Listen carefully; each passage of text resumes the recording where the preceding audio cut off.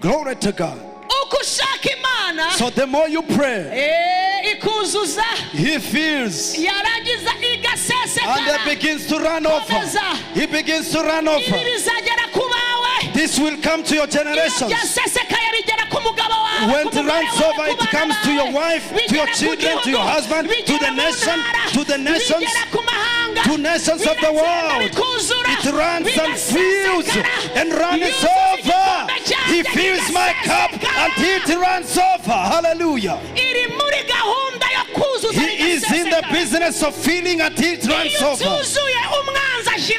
When you are not full, the enemy has room to put his dirt. When you are not full, he has room to put his rubbish. When he adds his rubbish in your water, it will change the color of your countenance. It will change the color of your heart. It will change the...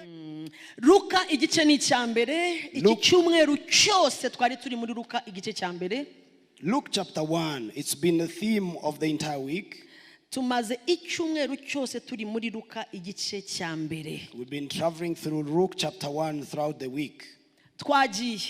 Let's go. Umurongo wa 5 uravuga ngo ku ngoma ya Herode umwami w'i Yudaya hariho umutambyi witwaga nde Zakariya wo mu mugabane wa Abiya wari ufite umugore wo mu bakobwa ba Aroni witwaga Elizabeth. Verse 5 says, there was in the days of Herod, the king of Judea, a certain priest named Zacharias of the coast of Abiya. And his wife was of the daughters of Aaron, and her name was Elizabeth. Izina rya Elizabeth gatandatu bombi uwo mugabo n'umugore bombi barabakiranutsi imbere y'Imana avuga ngo amen. Hallelujah. Bagenderaga mu mategeko n'imihango by'umwami Imana byose ari inyangamugayo uvuga ngo amen. Ariko ntibagiraga umwana. And they, verse 6, and they were both righteous before God, walking in all the commandments and ordinances of the Lord blamelessly. Umunani. Ubwo Zakariya yaragikora umurimo w'ubutambyi imbere y'Imana kuko umugabane we utahiwe n'igihe cye. Ubufindo buramufata nk'uko umugenzo w'abatambyi wari uri ngo ujye mu rusengero rw'Uwiteka kosa imibavu. Muri icyo gihe vuga ngo haleluya. Muri icyo cyo koserezamo imibavu rubanda basengeraga hanze.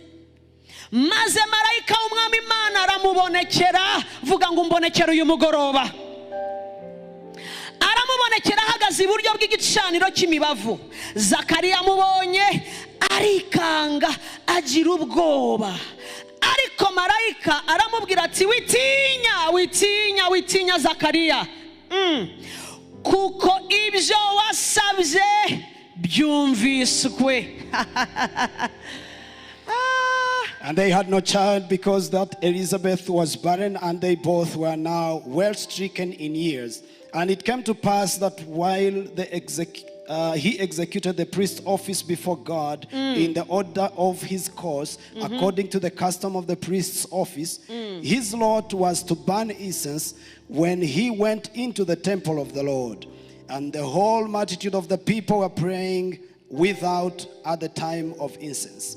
And there appeared unto him an angel of the Lord standing on the right side of the altar of incense. He was troubled, and fear fell upon him. But the angel of the Lord said unto him, Fear not, Zacharias, for thy prayer is heard, and thy wife Elizabeth shall bear thee a son, and thou shalt call his name John. Wow.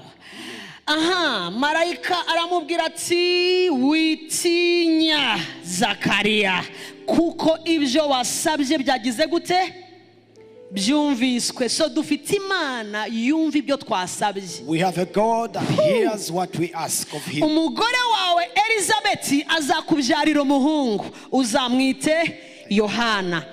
aha dusimbukira kuri 18 please. Let's jump to verse 18 quickly. Zakariya abaza marayika ati ibyo nzabibwirwa niki? And Zechariah said unto the angel, whereby shall I know this? Ko ndi umusaza For I am an old man, n'umugore wanjye akaba umukecuru. and my wife is well stricken in Marayika age. aramubwira ati ndi Gaburiyeli And the angel answered, uhagarara imbere y'Imana. and the angel answering said unto him, I am Gabriel that stand in the presence of God. Arimo aramubwira ibyo amaze igihe asengera akazana situation iri current. This man is talking about what he has been praying for. The angel is talking about the answer to what he has been praying for, and he's talking about the current situation. Marayika aravuga igisubizo uyakareba ibyo arimo. The angel is bringing an answer. This man is looking about Marayika upon his aravuga ngo hari situation. ibyo wasabye bica hano ariko ubu tuvugana na Manuel nuko byageze imbere ya data. Zakariya ati gute se birashoboka se kandi wabisabye? The angel is saying what you prayed has been heard in the presence of God, but the man is still wondering how that could happen. Now sinacamo igice cyose kuko iki cyumweru cyose twabiciyemo iminsi 5. We cannot journey through the entire chapter because we have dwelled through it in the entire week. Ariko twaragiye tugeraho batwita, tugeraho Yohana avuka ariwe mwana babahaye, tugeraho Yohana yahise ayoboka ubutayu ngo atangira kwiberayo arya ubuki, babwita ubwuki nk'abwiki bw'ubuhura, ngo yambaye imyambaro y'ibiki, umwana adataha yiberiyo kugera igihe ngo yasohokeyemo aje gusohoza ibyo umwami Imana yamutumye. But we cannot go through the entire story, but you know throughout the week you have seen how the events evolved, how eventually the child was born, how the child grew up, how the child went to the wilderness and lived there as a wild person.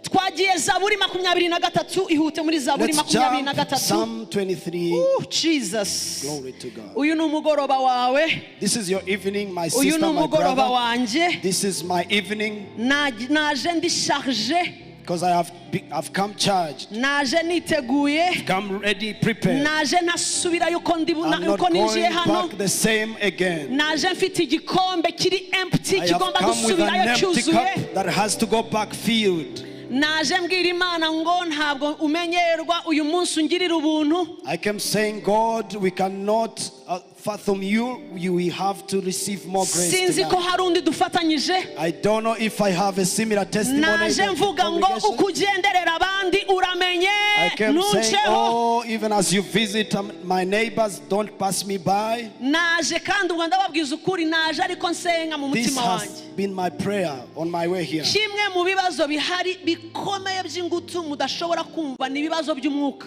So the hardest problems these days are spiritual.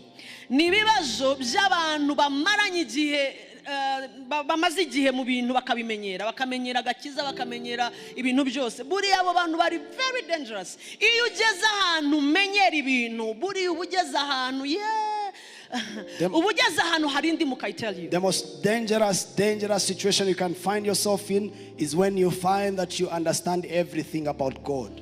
Igihe ugeze ahantu ibintu byose ubirebera mu marineti, dusenge ukabanza ukacisha amaso, dupfukame ukabanza ukabara imibare, menya ngo uhagaze ahantu hashobora kwasama anytime kuko uba uhagaze hejuru ya experience gusa. When you find yourself at a situation where everything that is said, you begin to analyze it. You first assess it from your experience. Then you are standing on a dangerous ground. Nimugoroba twiga ijambo ry'Imana n'abayobozi b'amagroupe ya prayer chain. Hari cyanditswe navuze kiri mu Zaburi 2:11 ginkoraho buri gihe. Kiravuga ngo nimukorere Uwiteka mutinya. 1 munezerewe. 2 gatatu muhinda imishyitsi. You know, last night when we were sharing with the servants of God in our evening session, there is a verse that I quoted where the Lord says, serve the Lord with fear, with joy and trembling. Yes, ivuga ibintu bitatu. Korera Imana uyitinya, yiza imbere unezerewe, ariko ntuzarekeraho guhindisha umushyitsi n'ibyayo. He says, serve the Lord with fear, come before him with joy, but always tremble before him. Buriya iyo wageze ahantu ahantu ibyo gutinya Imana byakuvuyemo, when you find ibyo yourself on guhinda the stage, umushyitsi wo nugenda uzamenye ko urimo uragendera kuri experience. when the fear of the Lord is no longer in your heart, when trembling before God is no longer in your life, it's a problem. Nukuvuga ngo ni ikibazo gikomeye. Ubugeze ahantu aho ni hahandi Imana ivuga ikintu ukavuga ngo banzume ibimenyetso 12. Uyu mukobwa ntaci imbere yambaye ishati y'umutuku n'ijipo ya jaune, ejo akambara urukweto rwa green. That is a state Hari abantu where basaba begin. Imana ibimenyetso inshuro 20. When you find yourself in such a situation, this is a time when you begin to give God, when He speaks to you a word, you begin to ask Him a checklist of things that He needs to comply with before you can respond. Uzagire gutya, uzabanza uncire hano maze umanuke, urimo urabwira nde? You give instructions to God to meet before you obey. Hari ibintu numva n'abantu nkanatinya. Sometimes I hear things and Dufite I'm scared. abatubanjirije biti intwari, babonaga nta no kuvuga sinye gusa y'Imana bakajya hasi. But our forefathers in the faith, even before God spoke, just a sign that He is instructing them in a direction, they could tremble and obey. So twagiye Zaburi 23 turi ku umurongo wa 5. Let's go to verse 5. Untunganyiriza ameza mu maso y'abanzi banje. Thou preparest a thank you, table Jesus. before me in the presence of my enemies. Unsiza amavuta. Thou anointest my head with oil. Igikombe cyanje kigize gute? My God. My cup. Igikombe cyanje My cup runneth kirasesekaye. over. Ndashaka uyu munsi murabizi ko turi muri season turimo turavuga ngo duhe wino nshya mwami. You remember this is the season where we are in, where we ask the Lord to give us new wine. Twamaze kubona ko ntabwo Uwiteka ashobora gutanga vino nshya mu mifuka ishaje. And it's already a fact that the Lord will never give new wine into old wineskins. Guhera umunsi wa mbere dutangira aya masengesho turimo nka Grace Room. So from the first day of this prayer, Yari tariki 18 z'ukwa mbere. it was 18th of January. Twatangiye tuzi ngo ni 40 turakomeza 50 tutazi nkomeza nkurikira tugejeje uyu munsi, ariko ubu nibwo ndimo ndabona exactement ko Imana yashakaga kudiringa n'ibintu bimaze igihe ari ibigugu kugira ngo ibiriture ibone inzira ibone kutwizuza vino nshya. When we were starting, we just thought it was going to be a 40 days prayer, but as we continued, the Lord kept pushing us, extending.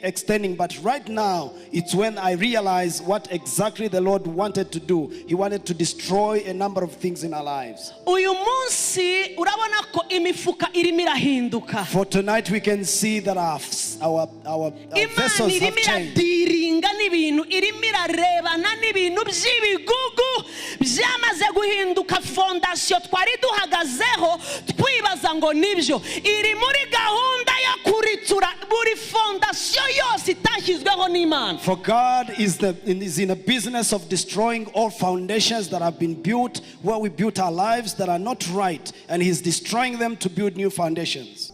Twabonye iki cyumweru cyose inkuru ya Zakariya na Elizabeth inkoraho mu buryo budasanzwe. We started the story of Zachariah and Elizabeth. Zakariya marayika aramubwira ngo ibyo wasengeye byagize gute? Byumviswe. Bivuze ngo iyi couple yari ifite icyifuzo for a long time. Basengeye umwana basengera n'ibindi kumara igihe kirekire. The angel is telling Zachariah, this man, that your prayer has been heard. What that means is the couple has been in prayer for a long time, asking for a baby for a long time. Bari bamaze igihe Bibiliya iravuga ngo bakomeza gukorera Imana. Zakariya yari umutambyi, iki gihe ubufindo bwari bwamufashe ajya hahera atwaye imibavu yo kosa, rubanda baguma hanze ngo basenga. Right in their program, they continued in ministry, committed to serve the Lord. And this time when the visitation is happening, the man has gone into the room, the temple, to offer incense to the Lord. Elizabeth yasigaye mu rugo aziko situation ya yindi, icyo bakoza hari buri joro barahuza amaboko bagasenga bakagenda. Bible iravuga ngo bari bamaze igihe kirekire, bari bageze mu zabukuru.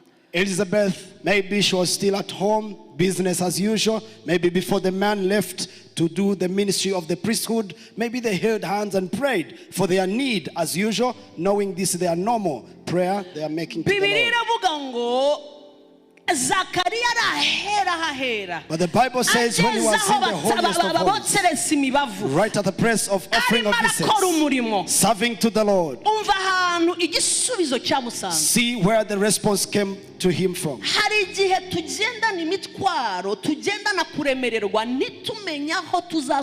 Sometimes we carry our burdens, but we don't know the point where we meet our answers.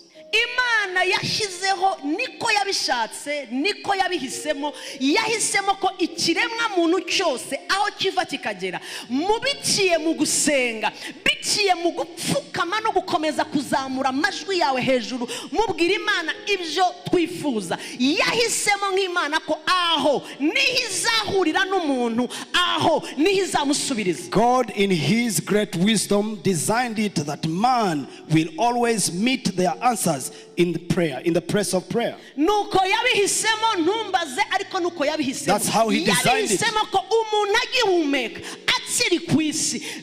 Paul yabivuze neza byandikira abafilipi arababwira mu bice 7:8 ngo ibyo mushaka bingahe byose bimenywe nandese aravuga ngo bimenywe n'Imana. Uwo ni Paulo arimo arababwira ngo mwihutira kubimenyesha abantu mukihutira kubibwira aba anko n'abakansalazi n'abamarene n'abapare atariko mwishe umubare sukukorwa ibyo mushaka bingahe bimenywe nande bimenywe n'Imana mubisengeye mubyingingiye 3 mushima.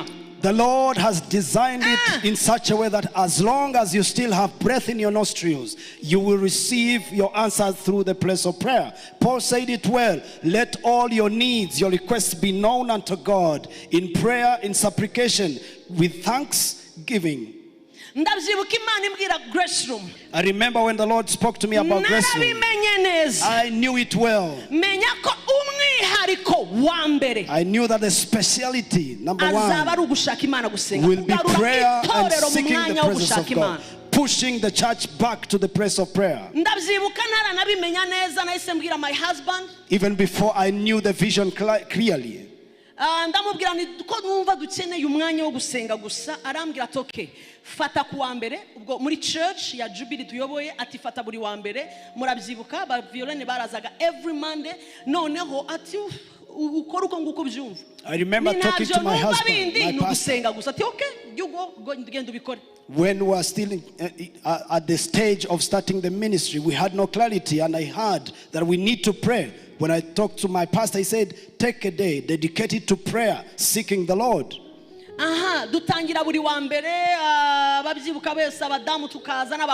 So we started every evening on Monday, ladies, girls. And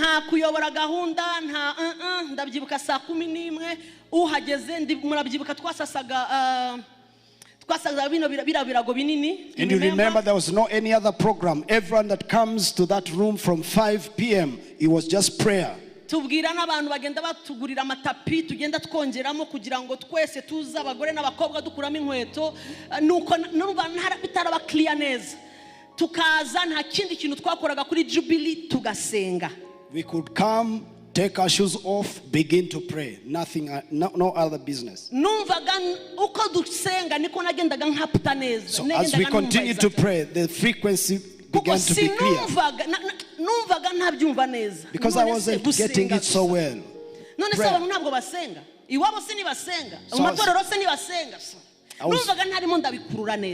I was not getting it clearly. Why do we need to pray? Because people are praying in their homes. People are praying in their churches. Kugeza ndabyibuka umunsi wa mbere July mu kwa karindwi gutyo 2018 duhuye bwa mbere noneho nka grace room. When we first met as grace room, nibwo nahagaze ndavuga ni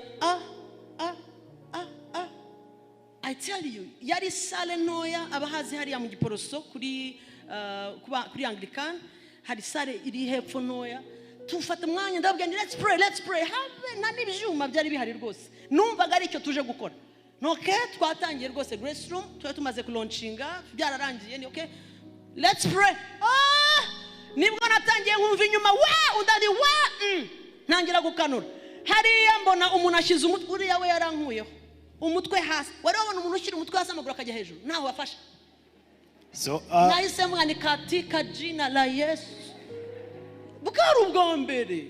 so July. Hari umudamu hirya wambaye akantu ka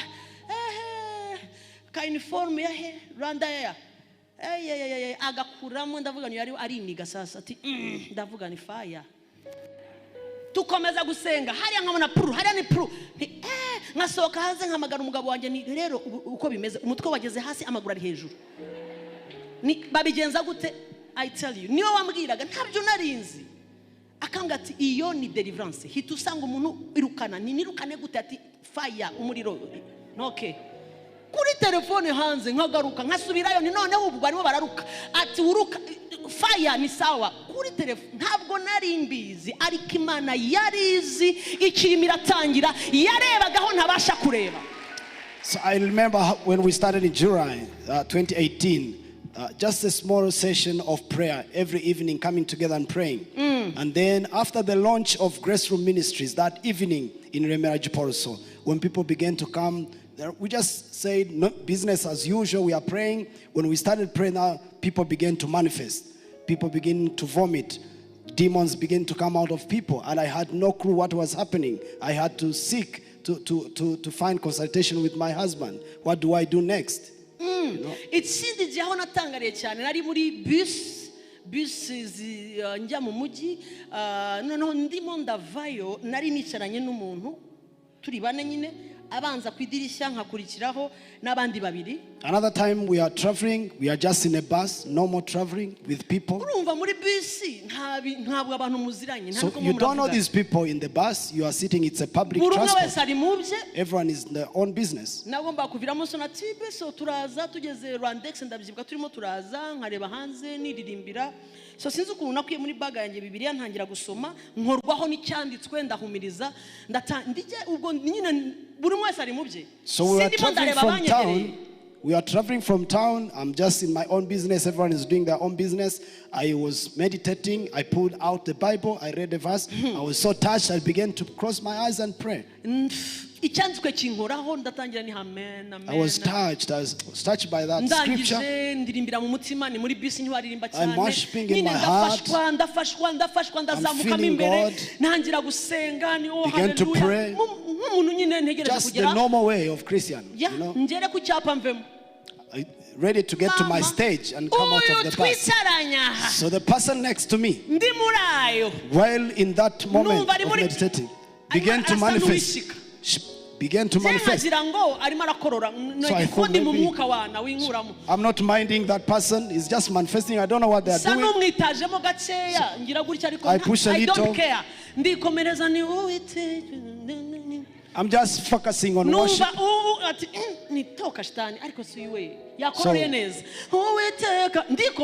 So I'm singing in my heart, worshiping. This person is manifesting. I didn't even realize that the person was manifesting. Too much. So when the shaking was too much,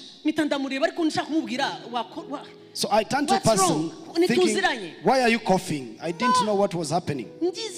So the moment I turned to them, stuff was coming out of their mouth. Already the eyes were rolling.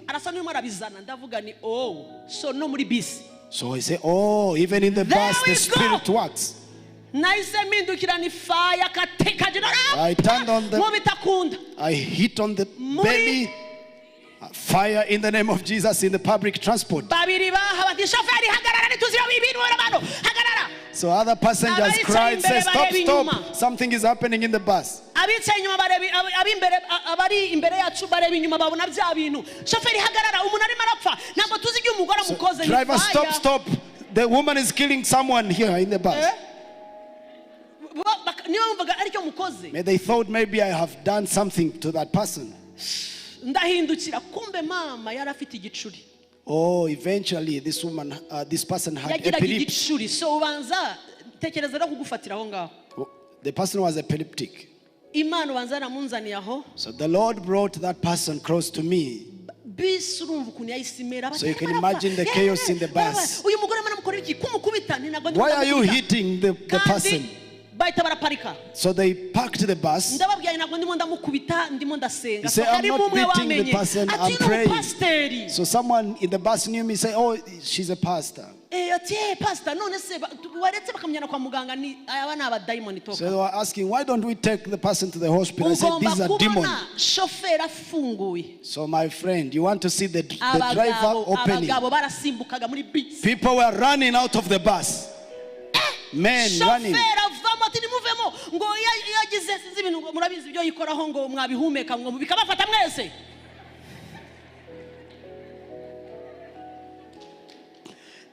So the driver was telling everyone to run from this epileptic person so that they don't get the same disease. So you want to see those men jumping out of the windows, women running, struggling to get out of the bus. So I remained in that bus alone with the person.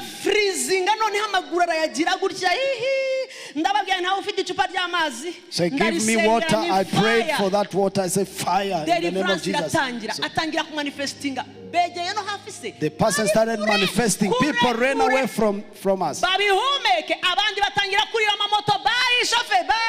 So others paid and began to take bikes running. They don't want to join the bus again. Another woman say, oh, you cover your nose so that you don't smell the stuff.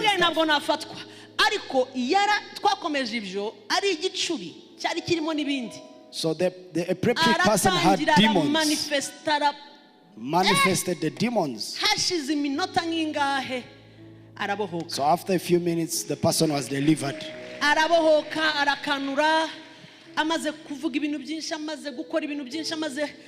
manifesting and the demons crying out, came back to life.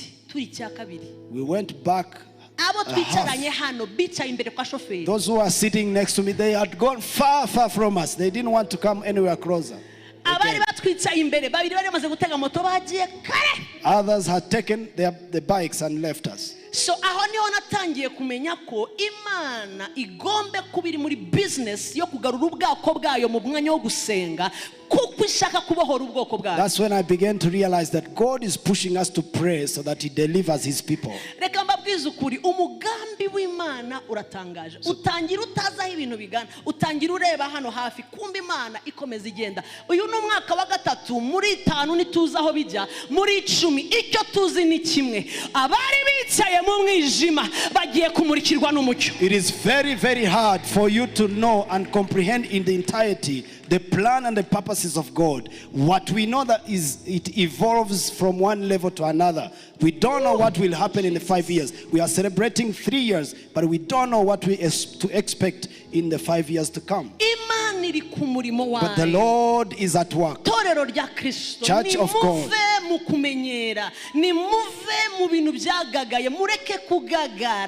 Rise up from the mediocrity life. Begin to pray. Let us run back to prayer. Let us get back to the place of prayer. For the Lord has a plan to do something. He has a plan for your life. He has a plan for your children.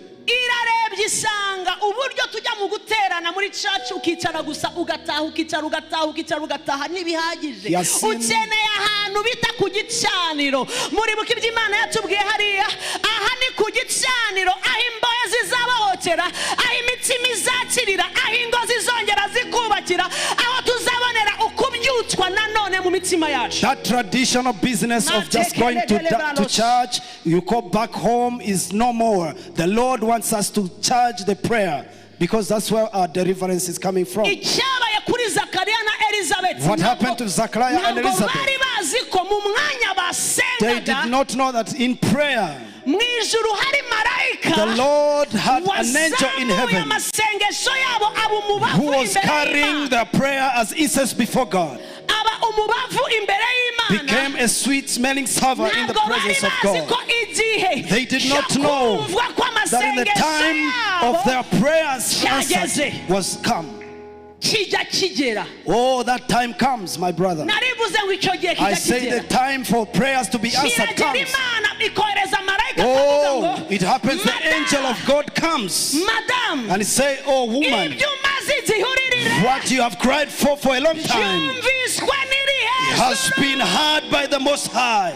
Iki gihe turimo, This time we are in now. ijambo Imana imaze iminsi The itubwira Lord has been saying to us riravuga ngo that gusenga kwanyu kwarumviswe. your prayer has been heard. Mbakinguriye ijuru, I am opening up heaven for you. mbababariye ibyaha, I've healed, I've forgiven your sins. mbogeje n'amaraso I've yanjye, washed you with my blood. mbambitse umwenda And I'm wera. clothing you with a new garment. Dawidi aravuze ngo David has said, niwe wuzuza igikombe cyacu kikagira gute, he fills my cup until it runs over. kigasesekara.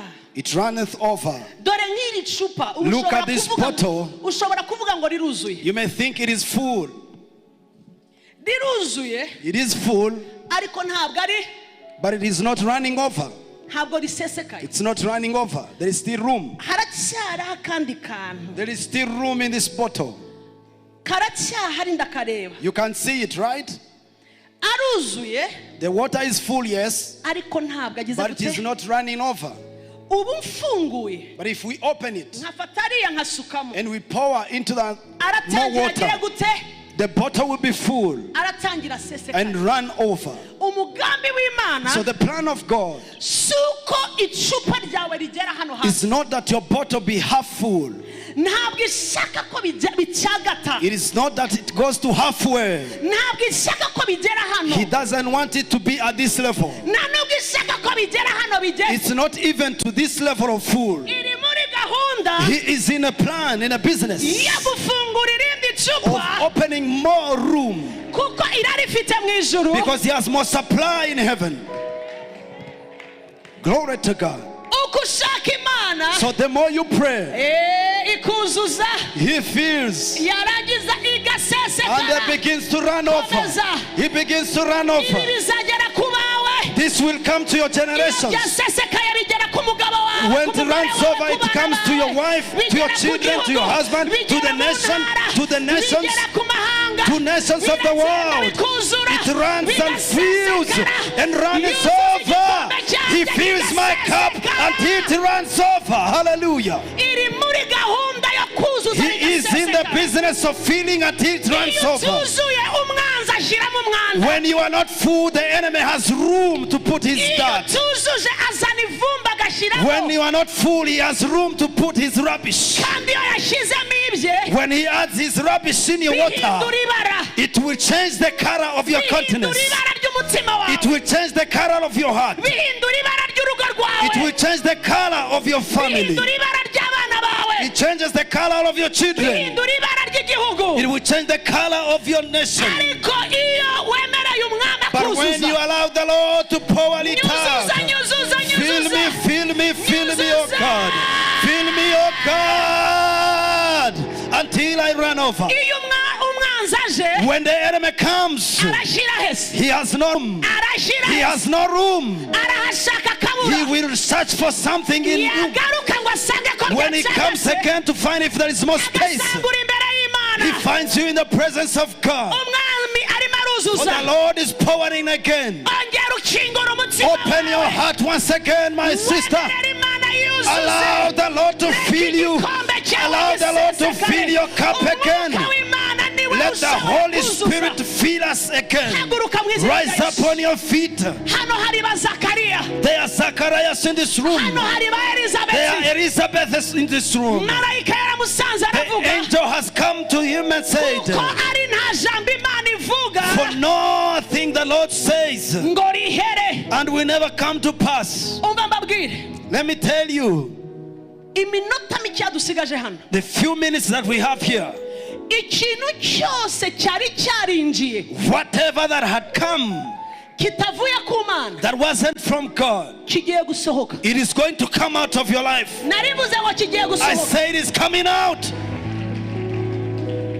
bikubera uko wizeye. Let it be according to your faith. Niba nta kinjiye, If nothing has come in igikombe cyawe cyuzuye, and your cup is full, kigiye guseseka. it is going to run over. Tugiye kubwira umwuka We are wera ngo going to ask the Holy Spirit, fata ihembe ryawe, take the horn of oil. fata ihembe ryawe, Take your horn of ongera oil. unyuzuze. Fill me, fill me, fill me. Ndabona nuzuye I will seseka. come out of this room filled. Mu izina rya In the Yesu. name of Jesus. Zamura amaboko yawe. Lift up your hands like a funnel. Ndumva turi munsi y'igicu gikomeye. I feel we are under a very heavy cloud. Aha. Glory to the Lord. Ah! Glory to Jesus. Hey! Glory to Jesus. Hey! Rete seketerebo sikata. Riproseka brende kedebos. Hey! Mantakaria debo hosia. Hey! Ritekeria debo sande kedebo hosa. Turi munsi y'igicu. We are under a great cloud.